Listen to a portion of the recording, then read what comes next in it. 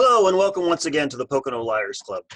We have this week Sarah Pinsker, who is going to talk to us about lots of different things, actually. I don't want to limit to just one little topic. We're going to have some questions from the audience, and I have some questions to prepare as well. Sarah is a Nebula Award-winning author. She and I met years ago at a convention, and maybe we might be working on a project together in the future. It kind of got put on hold because of the pandemic.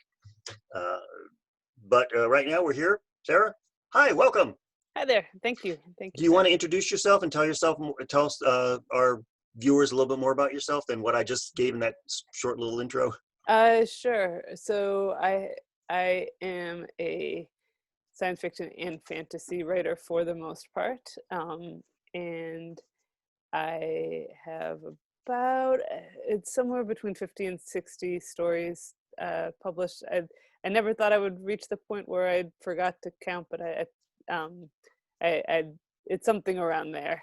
And they've been published in lots of cool venues. I have a collection out called Sooner or Later, Everything Falls into the Sea, which came from Small Beer in 2019. And then my first novel came out also in 2019 from Berkeley, which is called A Song for a New Day, and Michael's holding it up, but it's disappearing into his green screen because it's green. That's right.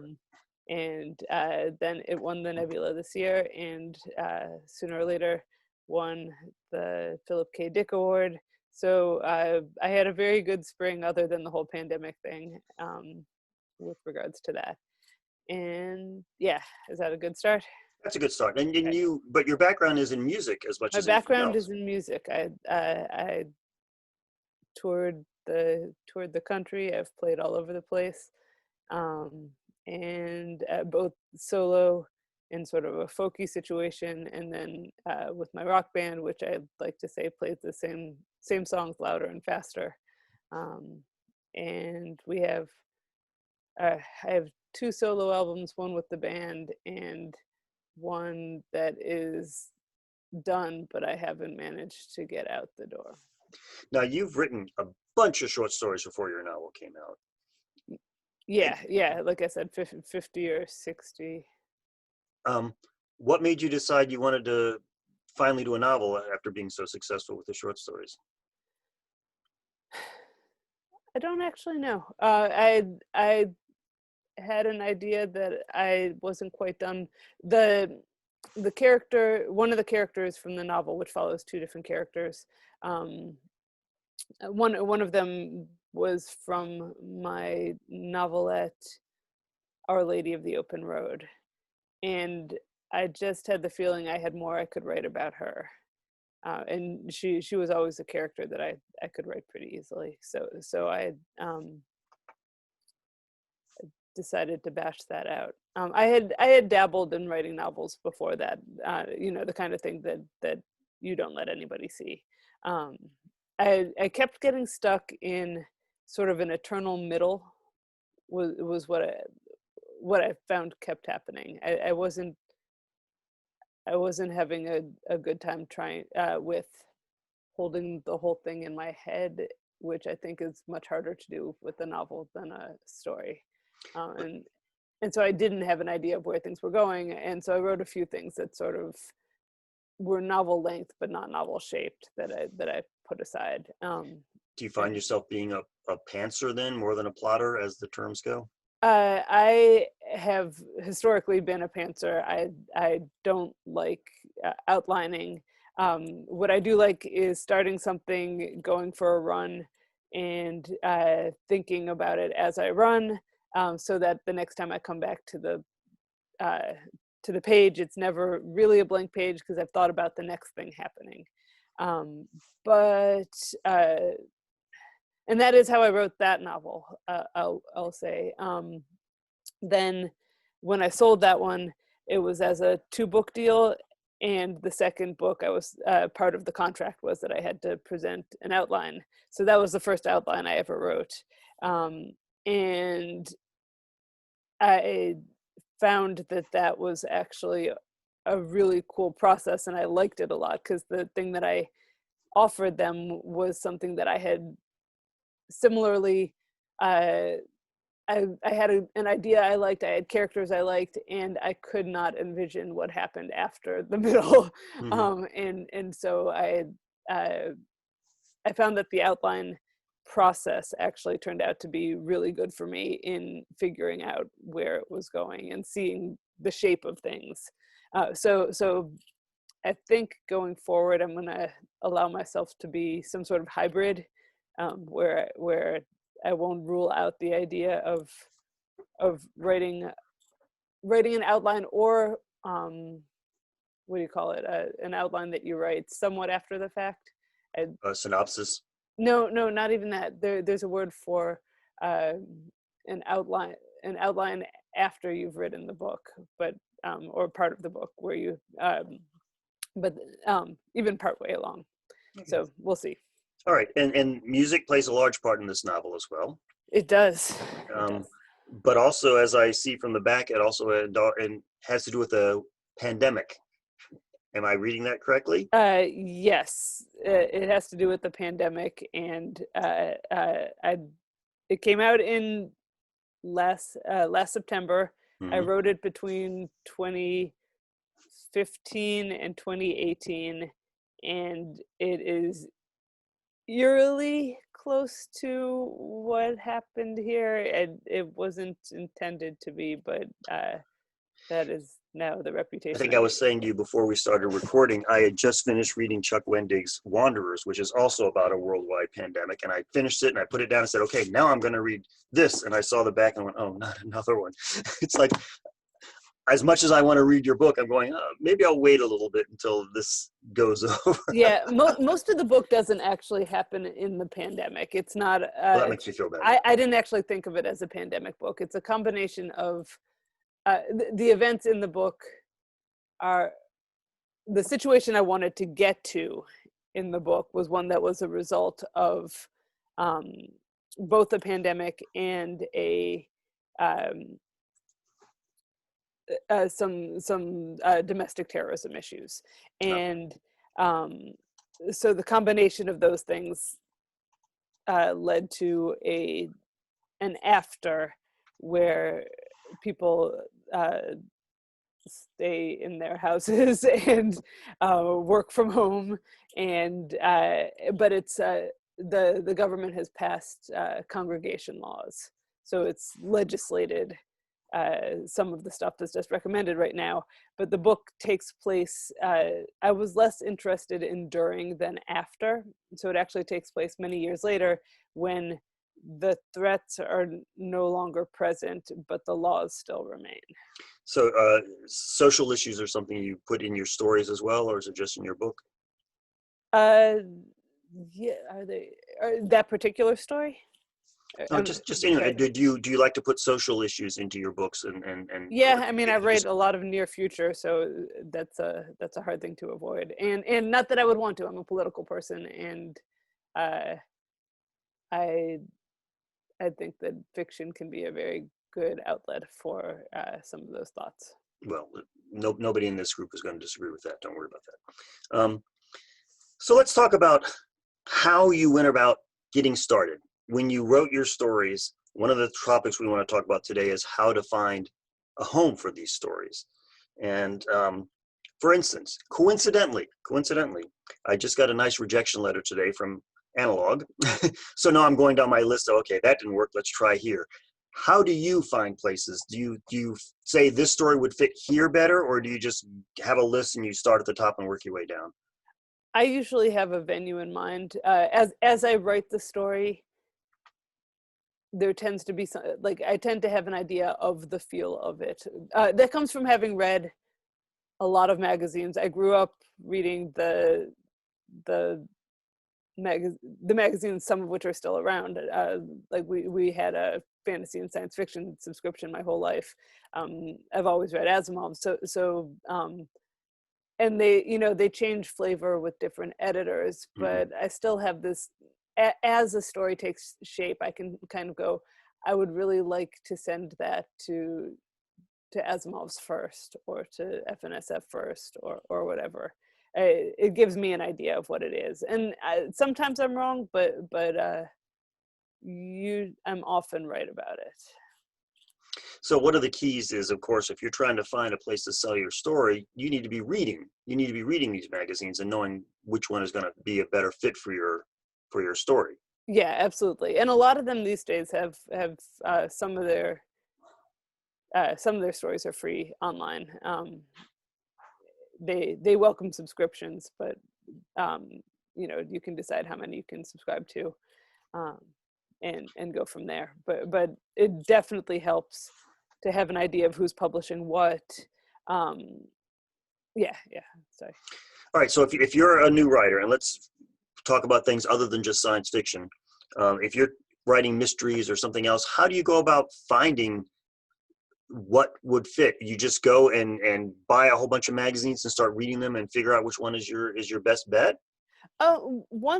One shortcut that you can use. I've often gone for the year's bests, the books that come out that's the Mhm. year's best, not only for science fiction and fantasy, but you can do the year's best short stories, which is the more literary fiction aimed one, or the year's best non-required reading. There are all kinds of books like that, and they usually have not only the stories that they publish, but they almost all of them have a list at the end of the also rans, and you can look through there and see who's publishing, and particularly if you liked a story, or if a story felt like the kind of stuff you write, you can take note of that.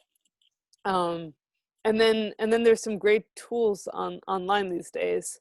uh, I use the Submission Grinder, which is a free website that you can put in your requirements for where you want a story to go, whether you want a professional pay rate, uh, the genre, um, all kinds of the response rate, all kinds of things like that, and they'll give you a list, and then you can do the research from there as well. There's a question: do you recommend deep research into a venue? Read one magazine from them or several? Um, I would recommend at least one. That's up to you how deep you want to get with the research.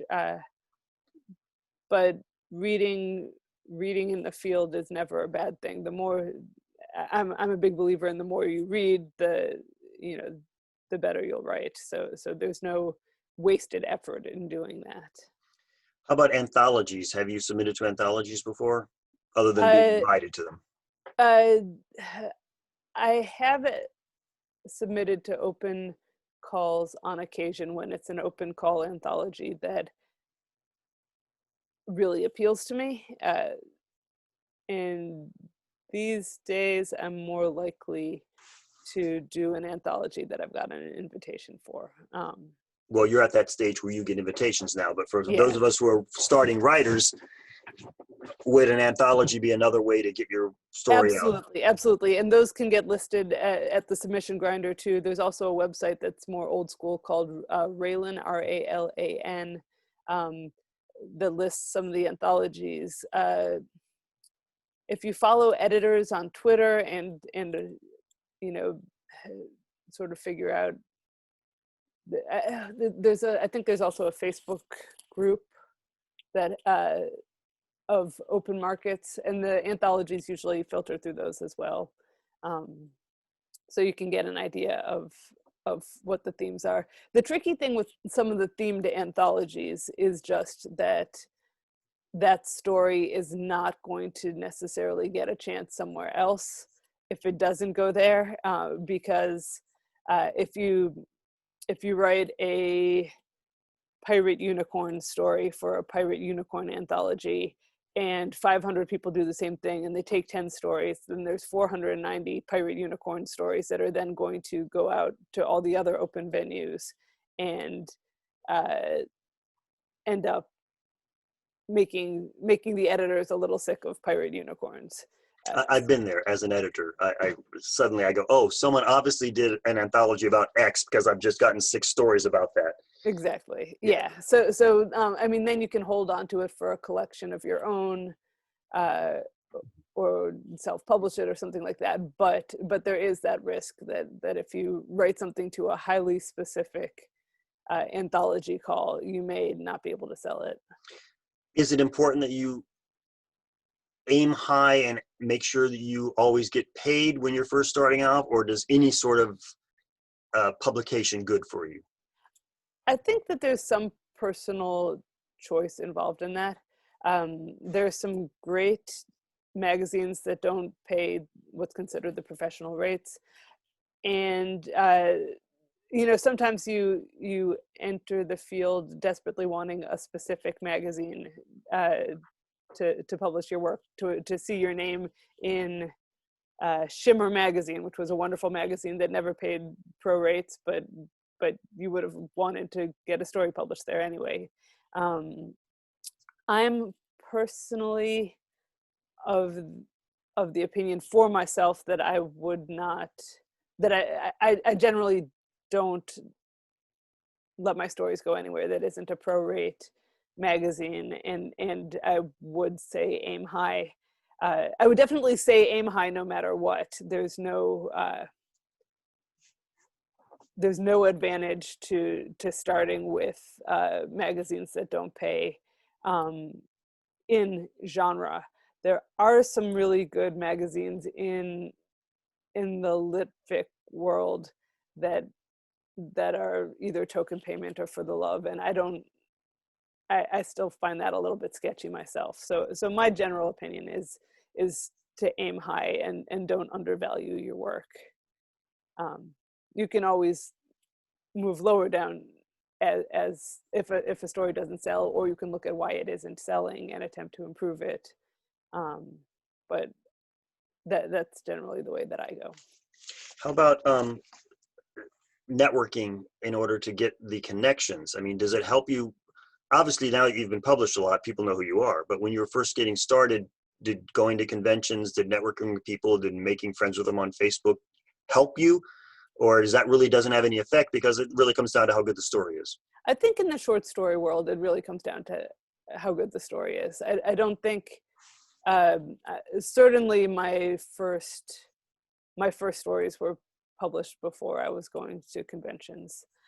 And I think a lot of the editors are really excited about the prospect of publishing someone new or new to them. I think there's a misperception that they're always, just looking at the same names and only interested in publishing their friends. But I know that Sheila at Asimov's is genuinely excited when she finds someone new. Like that is a special thing.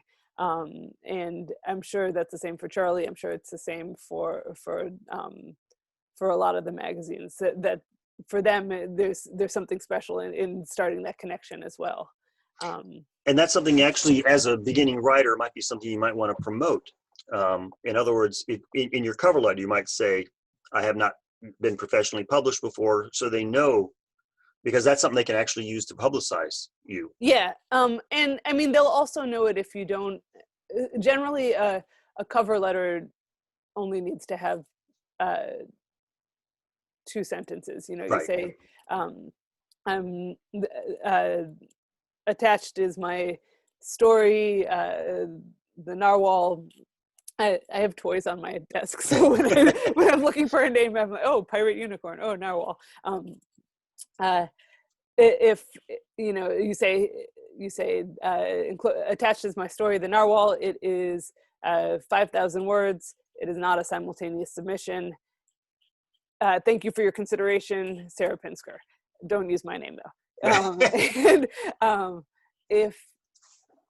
if you have stories published, then you would add one more sentence that says, my stories have been published in Asimov's FNSF and Uncanny, whatever you want to put in there, or just whatever the one is. They don't care. But if you don't have that sentence, they're going to assume that you don't have anything published. That's fine too. How important is it to list the editor's name when you send the letter, so it's not just dear editor? Do they really care about that? Well, they all have guidelines, and all of their guidelines are online these days, so you can look it up and see how they want to be addressed. Most of them do want to be addressed by name, and the main thing is not to get it wrong. Dear editor would be far safer than you know, calling Sheila dear Mr. Williams, that's just rude. So I would say read the guidelines. They're there for a reason. Don't assume you can be the exception to anything that's in those guidelines. They're there for a reason. And then, hold on, let me just see if I want to answer this question, then Sure, I'll say the please. other thing I was going to say. But does drop-in shorts in venues like Wattpad do anything for an author? My answer to that would be actually that's detrimental, in terms of the fact that anything that you put on Wattpad, you will not be able to then sell to a magazine, because they all want to take the first publication rights. And if you've put it anywhere online, that includes Patreon. If you put stories out for Patreon, it's considered to have been published. So if you're just planning on collecting them for yourself later, if you're trying to build an audience for yourself, you can do that. But I would tend to think that you can build a bigger audience for yourself by getting into a magazine that has an established readership.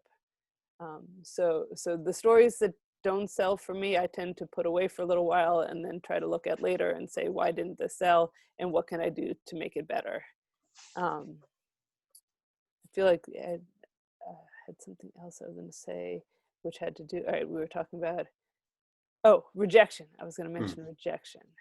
And I'm going to start by saying the nice thing about the submission grinder is it has all these little graphs and stuff. You can see where you are in terms of response rates, and you can keep track of where things have been sent, so you don't accidentally repeat anything. But you will get rejected. Rejections are part of the deal, and my general suggestion on that is to learn to celebrate them rather than bemoan them. Well, like I said, I just got mine today from Analog, and it happens, and that's part of the job, and you understand it. Having rejected a lot of people myself for my various anthologies, I try to, sometimes the rejection has nothing to do with whether the story is well written, but has to do with, will it fit, or does it feel right to that particular editor? Right. So, and so they're like, different editors are looking for different things at any moment. Clark's World tends to buy the month before for the next month. So he's always like working right up to deadlines. And some of the other magazines are a year out, and can kind of balance, I could have room for that if I move it around, and space it out from this other pirate unicorn story. So then they can afford to buy two of them. But a lot of the time it does come down to maybe they bought something on a similar theme earlier that day. Maybe they're having a lousy day and bounced off the first paragraph, even though they would have liked it if they went further. Maybe they absolutely loved it, but they work 1 month ahead and they only need one more story for that month, and they had already bought a pirate unicorn story. And there you go. They're just not, they're going to reject it. They're not going to say, we'll hold this for next month, even if they would like it. There are some magazines, Beneath Ceaseless Skies is known for doing this, but there are some magazines that will do rejection letters that are personalized and give you a little hint of what was wrong. So maybe some suggestions for what to improve that you can choose to use or not. So if you write secondary world fantasy, Beneath Ceaseless Skies is always a great place to start its journey. Because even if Scott doesn't like it, he may tell you something that can be fixed. But at the end of the day, you're going to get a whole lot of rejections, and that's totally okay. And part of it, you can set yourself goals for 50 rejections in a year, since that's more in your control than how many acceptances you'll get. You can take order ice cream when you hit 50 or whatever. There's no reason to think of it as as anything but part of your progress as a Well, writer. and the key is too, you keep writing. You know, you don't just send one story out and wait and see what happens. You then start to work on the next one Yeah. and send it out. And that's basically part of the business. Nobody gets rich off of just stories, though. You know, Right. really, it's more getting your name out there and getting known and such. And do you think the fact that you've had so many stories is why you were able to get a good contract for your book? I think it didn't hurt. Yeah, absolutely. I mean, my name, it's hard to say like how much your name is known when you're writing uh, short stories. You know, who there is a question of who's reading them, um, but I yeah, I think that, you know, with 50 stories out in a variety of different magazines, some people choose to stay with the same magazine, some people go like broadly across them.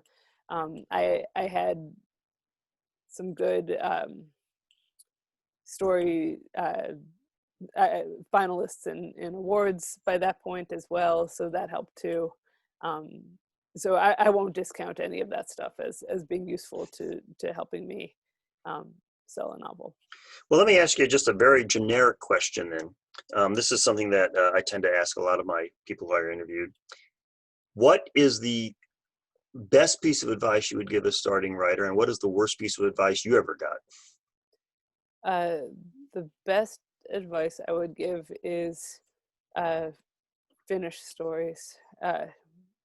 You can't you can't send out stuff that you don't finish. You can always go back and edit them later, but everything needs a second draft, and you can't get to the second draft if you don't do the first draft. Um, so having hundreds of starts around with no finish doesn't do anyone any good. So my advice is finish things. What was the worst piece of advice you ever got that you're glad you didn't take, or maybe you did take and realized later it was bad? Uh, I didn't take the advice, but I was on a panel with someone once who very seriously told everyone that they should start at the bottom in order to find their level. So start by sending stories to magazines that don't pay, and if you get published, then read the other stories in the magazine and see if they're around the same, like if they feel like they belong in the same magazine as your story. If you think maybe yours was better, then the next time you have a story, try selling it to something that pays a token payment and move up from there. And that I I took a lot of issue with that. No, I agree with that. That's bad advice. Um, so, for those of us who are just trying to get things going and, who are still with small publishers, well, let me ask you about small publishers. It seems it's a lot easier to get a smaller independent publisher these days than one of the big publishers, of course. But does that seem to be is that a bad red flag on your resume when you're trying to move up? I don't think so. Um, I think there's some wonderful stuff coming out from small press publishers, uh, some of which are very good at what they do and good at marketing, and uh, can get press for a good book that's equal uh, to anything that the big presses are doing. I'm thinking of Small Beer, but also Grey Wolf, who published Carmen Maria Machado's collection, um, which won everything and was wonderful, and made it onto all the lists. And it's just a collection from a small press. Um, No, my, yeah, my last anthology with a small press just got a review in Amazon that was not Amazon. I'm sorry, Amazon, not Amazon, Asimov's, wonderful. and so that was the first time I've ever been in Asimov's, even though it was just as the editor of an anthology. But you're right, it was a small press. We got attention, so it's not, Yeah, yeah. yeah. There's some wonderful small presses, and there's some advantages. They can give you attention, and they can, you can be part of a smaller stable. Those are great things.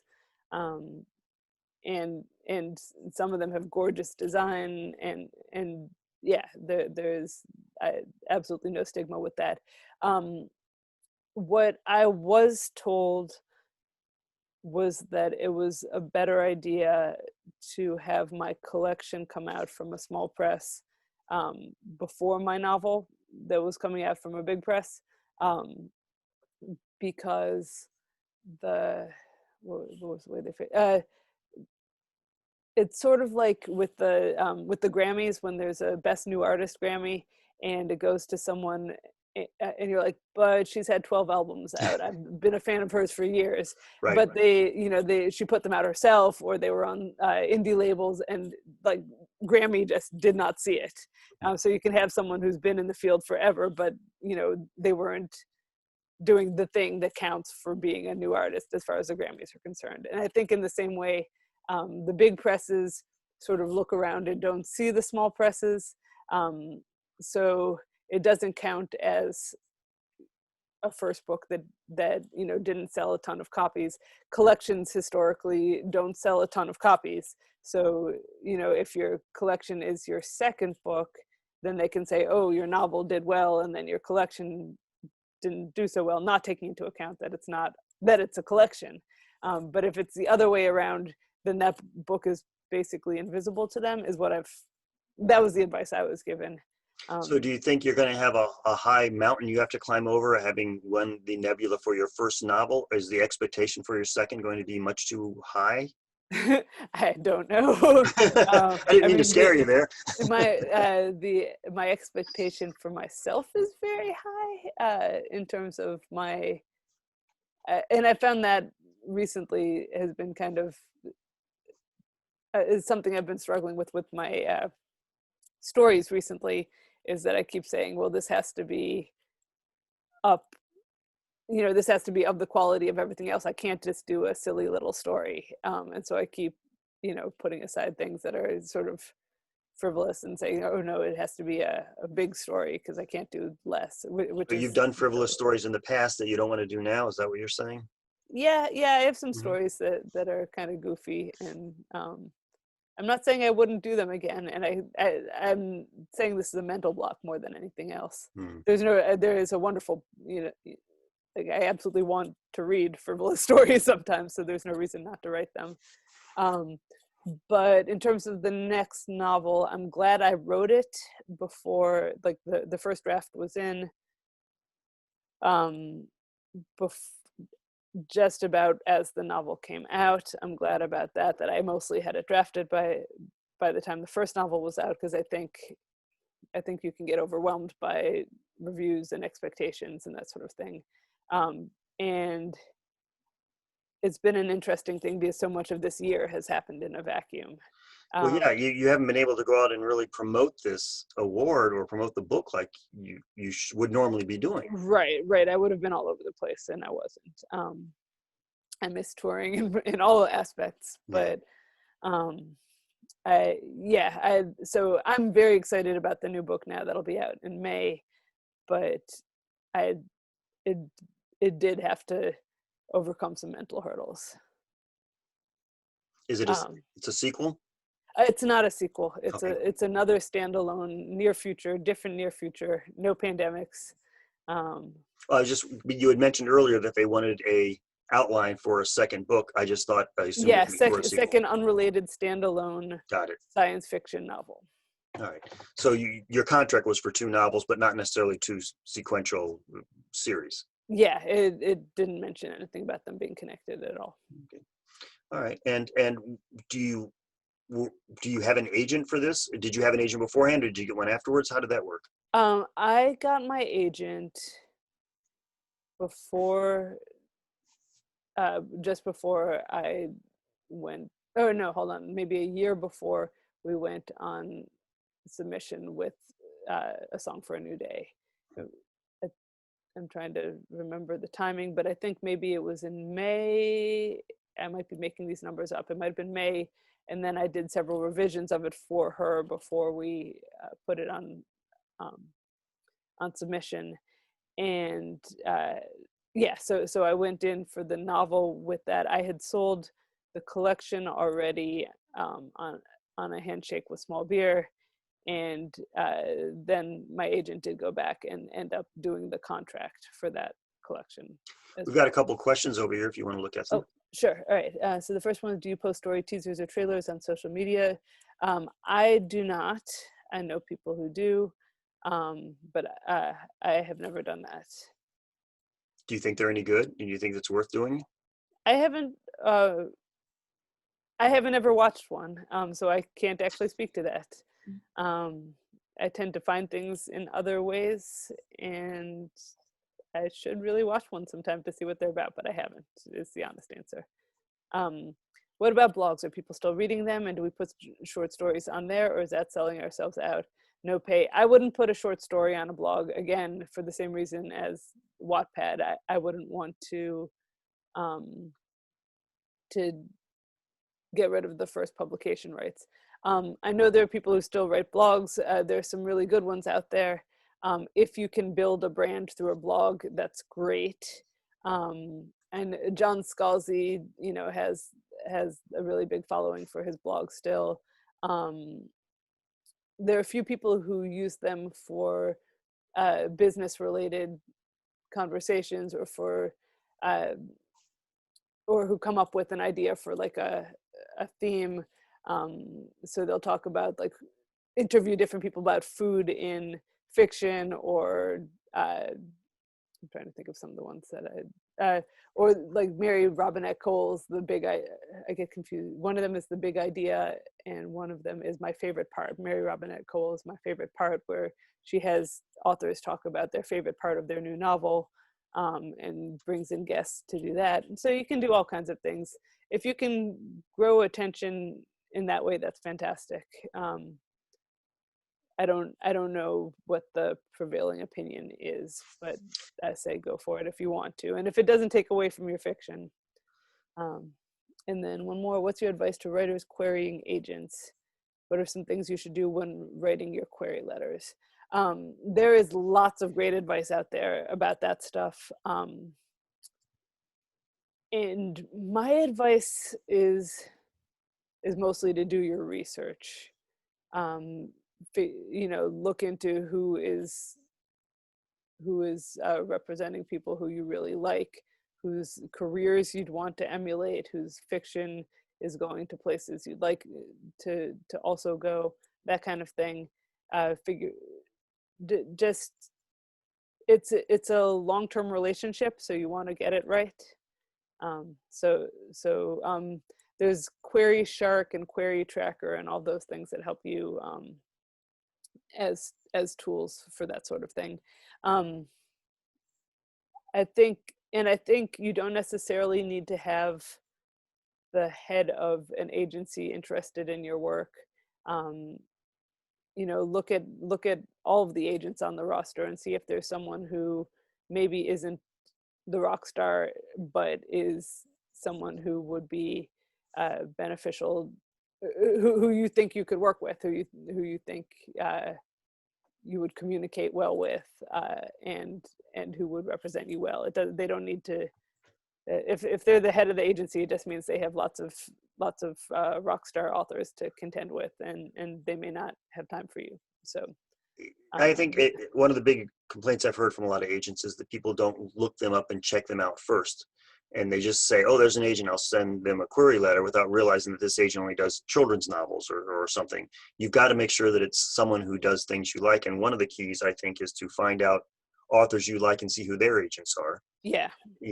Because if they like their stuff and your stuff is similar, Yeah, and you can do that by looking at the end of the book and seeing who they thank. Mm-hmm. I would also say do your research on both Absolute Right and Writer Beware will list when people or presses, agents, presses, whatever, have predatory practices.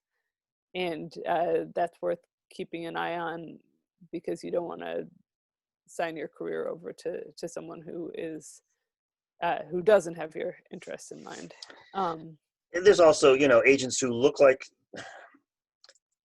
I had a bad experience. Alex Sportsman and I both had the same agent for a while, who just sort of was going into retirement but didn't tell us. Oh. And then nothing really happened, and then she sort of dropped us both, and was like, oh, okay. Sometimes you can't tell. That's just my personal. Mm-hmm. That didn't work out, I'm afraid. But yeah, I agree. Do your research, but sometimes you just can't tell. No, There's no, another question. and you are allowed to leave is the other Yeah. thing. Like, No, I also, yes, I agree. yeah, the tricky thing is, and you are a lawyer, so you'll the tricky thing is that the book, if they've already put effort and time and submitted a novel for you, it may be that that novel is stuck. Yeah. So read contracts carefully, and but that's sort of pretty common. If they've invested that time, you may not be able to get that novel back. So A lot of people are just so anxious to be published that they will sign whatever contract is given to them. And they need to realize that contracts are two-way streets. You right, know, they want something from you. They want your work. You want something from them. So you have bargaining power as right. much as they do. Um, SIFWA has on their website, in an outward facing section, um, model contracts for short stories, for novels, and for agents, I believe. And you can look at those to understand what different clauses mean and what's considered model. Few contracts are perfect. You will have to concede some stuff usually, and you may get them to concede something, but it's worth seeing what the platonic ideal of a contract would look like. I had one contract that gave 5 years right to the story, and I just crossed it out and wrote 2 years. And he accepted it, and other people who were in the same anthology went, "You can do that?" I went, Right, "Yes." yeah, a lot of people don't realize it's a negotiation, and you can absolutely back and forth until you come to something. um 5 years is way too long. Yes, um yes. yeah. Yeah, it was a small press, and I was just starting off, but even I knew that's too long. So Yeah. There's a question here: have you self-published any of your work? I have not. um and I say more power to everyone who does that. There are certainly good reasons to do it. um I am lucky enough to know from my music career that I'm really bad at the particular skill set that involves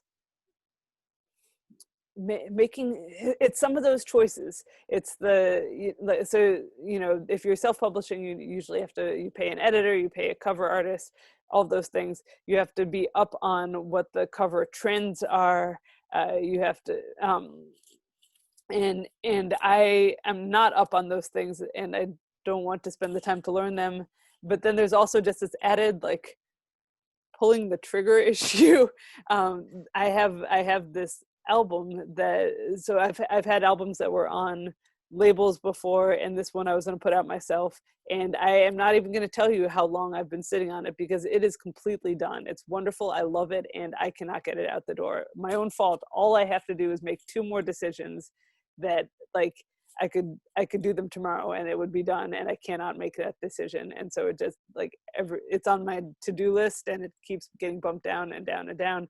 And I really want it to exist, but I would like someone to just make those decisions for me and do the work, and then I'll, yeah. So more power when to I you. first had my first novel published like 12, 13 years ago, there was definitely a stigma attached to self-publishing that doesn't seem to exist anymore. Would you agree with that?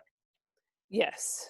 um I think that some genres are better for it than others, like, though, is my one caveat, is I do think that there is a commercial bent to um a lot of self-published stuff, because there needs to be, because you have to, like, carve your own space in the marketplace. I feel like it may be a better marketplace for stuff that fits into certain niches and trends. And I don't have enough expertise to say whether that's actually true or that's just my impression. um, Let me put a quick disclaimer out. My book was not self-published. I know that question sounded like it was. It wasn't. So, but yeah, I do remember we used to have all kind of conversations back then. Oh, don't you dare self-publish. And now it's like, well, as long as the quality is good, people right, don't yeah. care as and much. i've Yeah, and i've read some great self-published books, and right. there are also self-published books that go on, that are successful enough that they get the attention of a big five publisher who then publishes them afterwards. um, So those things can happen too, but can't be You relied could on. also win the lottery, you know, Yeah, it does happen. yeah.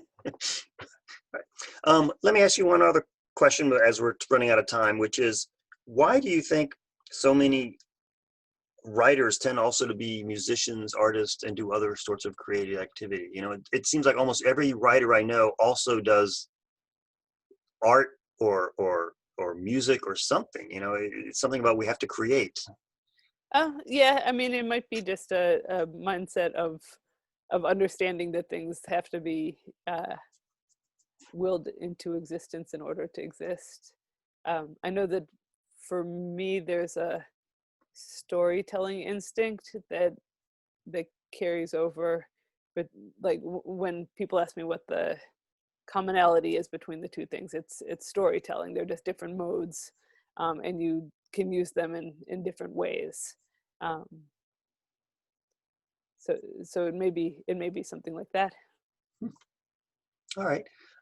If anyone has any other final questions, otherwise we're running out of time. And I really thank you for coming, Sarah.